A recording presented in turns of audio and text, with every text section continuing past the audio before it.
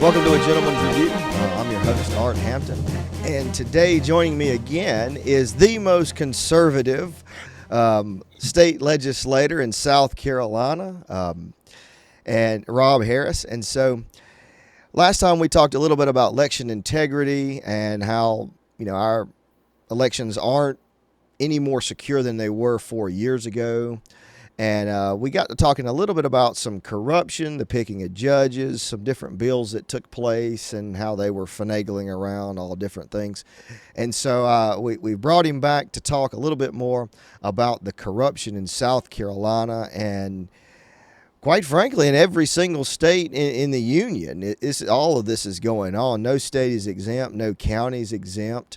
And if we talk a little bit about it here, maybe we can figure out how to do something about it, and it could help you in your state. And so here we have again Rob Harris. Talk a little bit about how the corruption is going on in South Carolina, and is there one specific person leading the pack? Yeah, sure. Well, that's easy. There is one specific person in the state house anyways, and that's Merle Smith, the speaker. He keeps an iron grip on everything that goes on there. It's the most powerful house, representative position. The Senate has power too, and the legislature in general is an off balance, if you will, constitutionally off balance setup with power. It's not an equal sharing. So yeah. There's lots of ways that the speaker can have his way with the legislators that he rules over, and that one is to, like, if you're a legislative freshman, say, and you want to you get some great ideas, you want to pass some bills, that's fine. Maybe your bills will get a hearing, but the price you're going to pay is you are going to vote with the Republican caucus that they control, and you are going to, whatever bills or amendments, you'll follow the majority leader and the majority whip. And when they signal to you that this is what we're doing, they talk about it in caucus, and then they are on the floor. This is what we're doing. You can't buck the system too many times. They're going to say, hey, what's going on? So that's one thing. You won't get your bills heard in committee. Another thing is you won't get maybe the committee assignments that you want. Maybe you want to serve on a committee. You're have talent in a certain area or background with certain area that would be suitable for certain committees and an attraction to that. You can forget about good committee assignments and say you get in for you're a legislator for a couple sessions and you have a couple terms and you want to maybe be the chairman. So you can kind of, mold and craft what comes out of those committees. I mean, if you don't toe the line, you can forget about it. I think I said last time, we have the highest percentage of lawyer legislators of any state behind New York State. I think our percentage is way over 30%. National average is like 11 or 12%. So if you ever want to be a judge, the legislators pick the judges, and we elect the judges to all the different positions. So if you want to do your time and maybe you serve a couple terms and then apply yourself to be a judge and get out of the legislature, that could be fine. But in the process, you are going to vote along with leadership and get their agenda done, or you don't stand a chance, promise you. So that's another way. Earmarks. Everybody talks about pork barrel spending, but that is the currency of corruption in Colombia. If you say, hey, I want some, I think last time I may have used the example, hey, we have a ball field in my district and they really need some lights for playing later in the evening. And so it'd really be good to help them with this, need, a couple $100,000 or something like that. That's fine. But you're going to vote this way on this. You're going to vote this way on that. And you're going to do what they vote the way they say and be on board, or you ain't getting a dime, promise you. So there's several ways that they maintain that control over the legislators. Well, you talked on a good bit, and I just wanted to show everybody this. This is this is your voting record.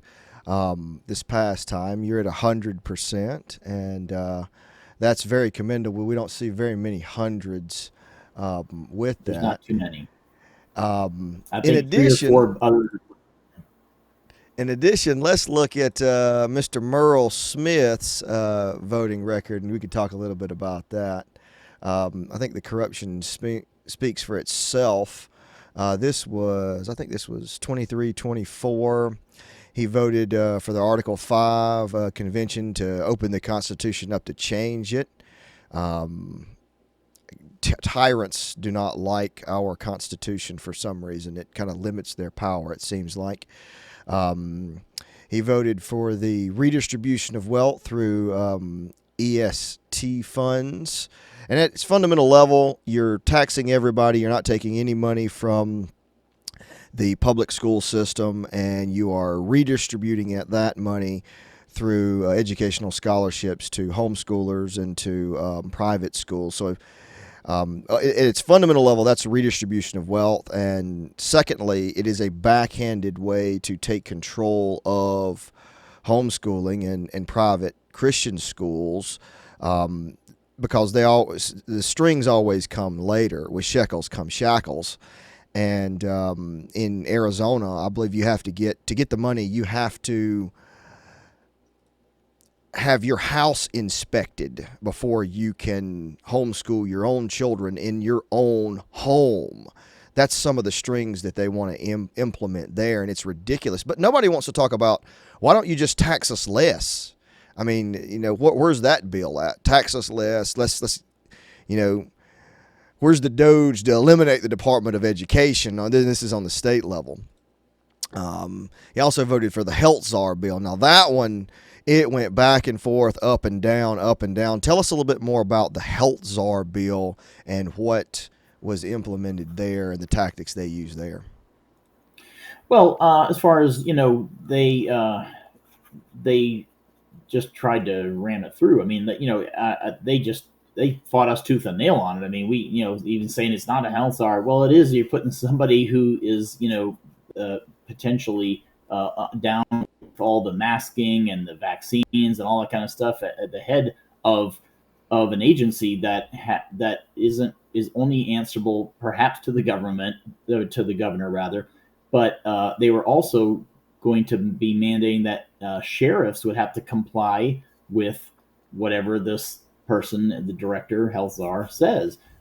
So I mean, they blew us up. We fought like cats and dogs over that. There's so much money spent on bad mailers, texting, things like that. I mean, it was a ruthless battle this last time, and it's unprecedented. I mean, the way they go after us true conservatives, and I'm not the only one, thankfully. But I don't know if I answered your question, but yeah, it was a brutal fight, and of course at the very end, the way we finally killed it was that they back and forth. The House version, the Senate version, they had to go into conference committee. Conference committee on the very last day of session, by constitutional provision, we have to sign off at 5:00 on that last day. And they for whatever reason, they dilly-dallied and brought it over. Again, I think they try to do this like last minute, so you don't really have time to react. Okay, the committee's done. They send it over one last time, and but in order, it has to be on the calendar for 24 hours before it gets voted on, unless there's unanimous consent of the House to take it up right then and there. And so they brought over the 20 minutes or whatever it was left in the session, and they said, hey, we want to deal with this bill and vote on it now. Josiah Magnuson got up and said, I object. Only takes one person, and killed it right then and there. So excellent. Kudos to him. Yep. Well, here's last year's voting thing, and it's even worse than this year's for Mr. Merle Smith. There's the educational scholarship thing. Oh, the infrastructure bill. Only 12 people voted against it. Now, this is classic redistribution of wealth. You're taking money from taxing everybody and redistributing it to Scout Motors, which is basically Volkswagen. It's one of their organizations that they run, but in the amount of $1.29 billion. And only 12 people voted for that. You and maybe Josiah and maybe Jay and a handful of others voted against this thing.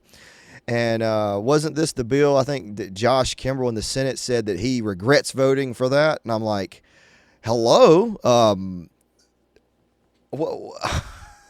don't even know what to say. Backpedaling now because he wants to run for governor or something. He's just trying to make nice because it's a debacle. And here's the thing, Scout Motors owns a significant share of Rivian. Have you ever heard of that? That's another off. That's their like competitor, I guess, or a similar company which makes off road stuff. I think they have a plant in Georgia, so Hmm. they own a good share of that. And so this bill is 1.3. I'm going to call it $1 billion that went to Scout VW.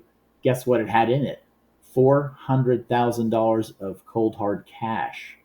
Very fungible, right? So I don't know what they did with it exactly, but like it's possible they could have sent that over to because Rivian's failing. I mean, I think they lose like $30,000 on every vehicle that comes off the line, and so they're losing money. So they needed some like cash to keep things afloat.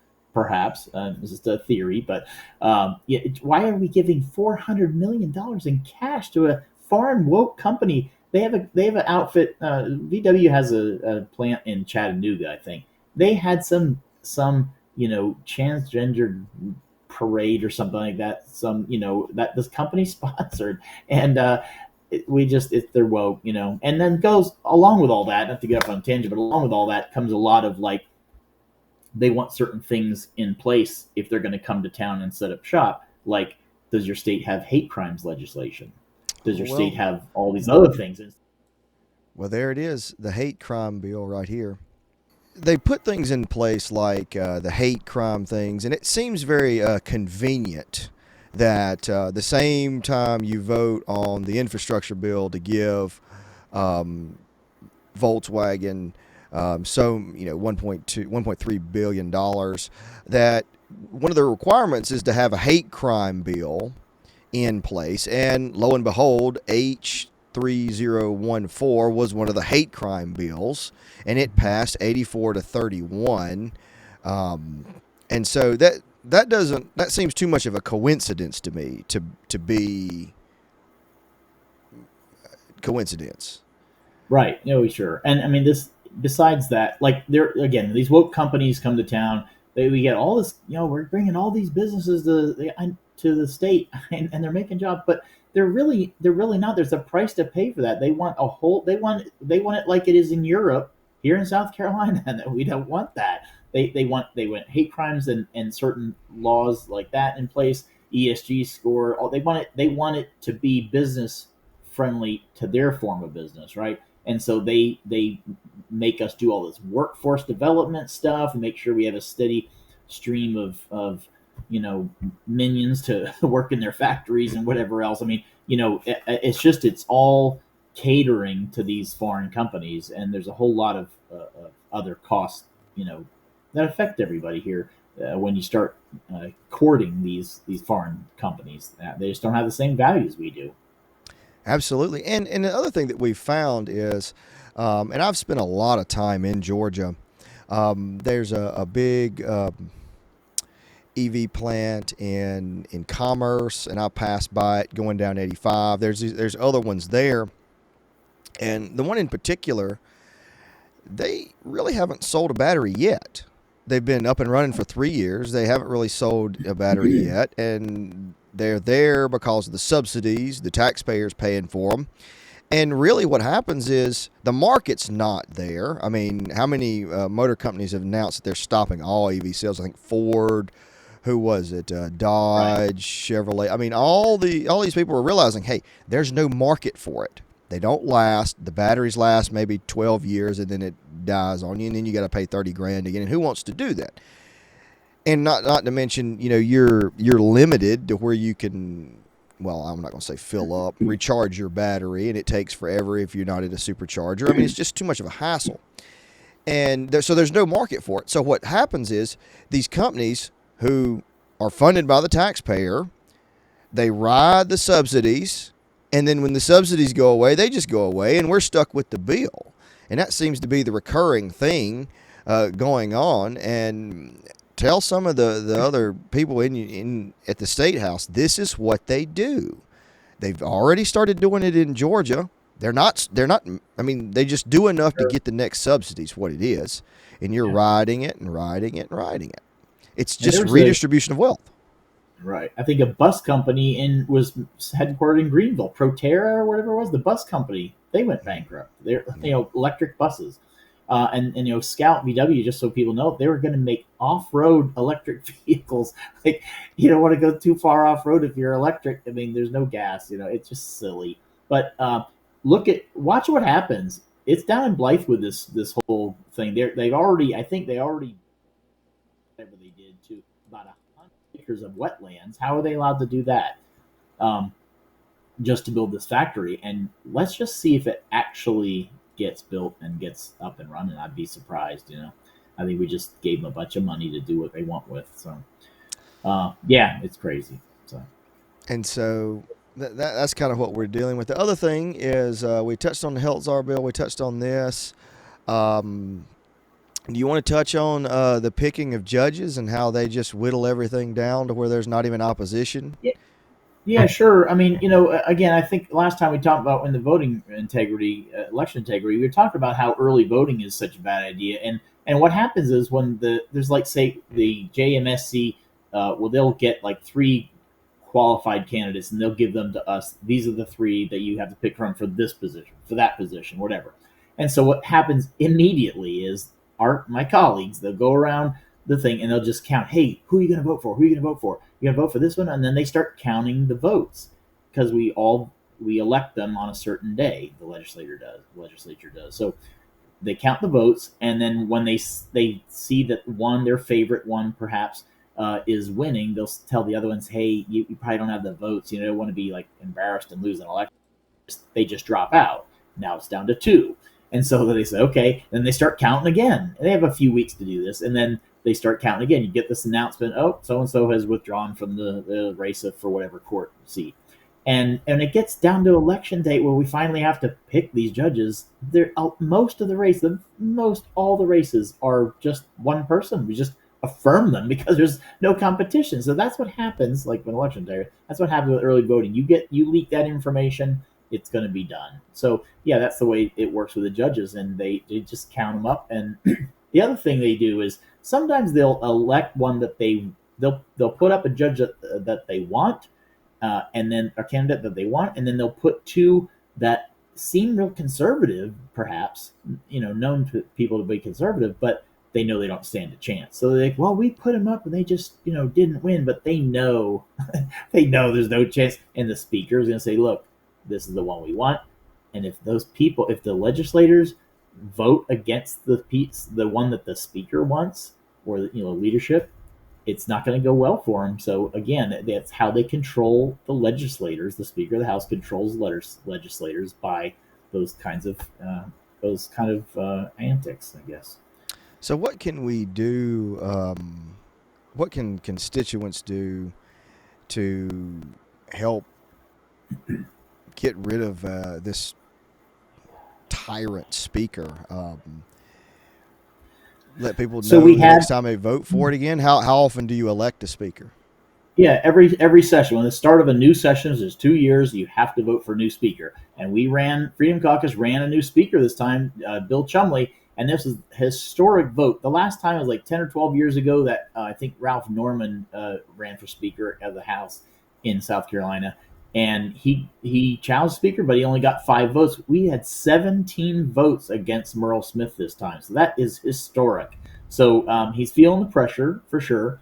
And but I don't know if people even know these sorts of things are going on. They don't. I'm glad you're letting your listeners and viewers hear this, because a lot of people I talk to, they have no idea how the speaker controls everybody down there like that. Mm-hmm. And so for us, like Freedom Caucus, people that just don't give a flying rip and not doing what he wants, we are blackballed from day one.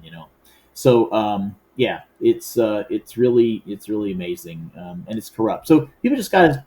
You need to, if you ever share with your listeners about the SC Legislature app, they can get it on their phones. They can watch what we're doing every day in real time. They can follow bills. We have the South Carolina State House does do an excellent job of all that online stuff. You can track bills. It's a wealth of information. And there's apps on your phone. It's super easy. My wife and kids actually watch it when we're on the floor, and it's pretty entertaining sometimes. But I urge people, they got to be in the know. You got to know what's going on, and light up your rep and your senator when you don't like what's going on. If I may mention, I know you probably know Jonathan Hill. He has, if you go on Substack, he every week when we're in session, this is critical information. Every week he puts out a bad bill sheet. There's like 10 or 11 reasons why a bill is bad. It takes liberties away, it grows government, it's wasteful spending, it just adds more regulation, all kind of reasons that bills are bad, unconstitutional, of course, things like that. And he puts that bad bill sheet out every single week. If you go on Substack and look up Jonathan Hill, or I think his site is read. Let me see. I think it's read SC Bills. Reading scbills.substack.com. Yeah, it's a bad bill sheet, call it. But you look up Jonathan Hill on Substack and you subscribe to that. Just put your email in. You won't bother you, but you get that every week. And then you can follow. You call up your legislator, say, "What are you voting for this bill?" Or call up and say, "Hey, this is unconstitutional." Whatever. I keep that bad bill sheet at my desk every day at the state house. So I mean, I'm just telling you, it's very important information. That's where people will know what's going on. If stuff's coming through committee, whatever. There's time to react. So I urge people to take advantage of that. Well, excellent. What Merle Smith? Where is he located? What is his district? Sumter, South Carolina. Okay. Fairly bluish district. That's low country down. Yeah. Yeah. Yeah, getting there. Yeah, Florence, Sumter, down that way. Yeah. So, well, thanks for having me, talking about the different things and how they manipulate legislators on the state level. Hopefully, this is helpful. If you have any questions for me or for Rob here. And if I may interrupt, if I can, harrisforsc.com, that's my website, and I'm on Substack too. And every week I give legislative updates about what's going on. It's boots on the ground, just like this. I do little videos. I tell you exactly what's going on. You find me on it's Harris for SC on all social media, harrisforsc.com, Harris for SC on Substack, and follow me. You got to get this inside scoop from somebody, right? So I urge people to do that. Excellent. Well, thanks for joining us, Rob. And this has been a gentleman's review, giving you news that the mainstream propaganda does not, and actually a solution this time for what's going on. And if you like this, please like, share, and subscribe. Thank you. Thank you.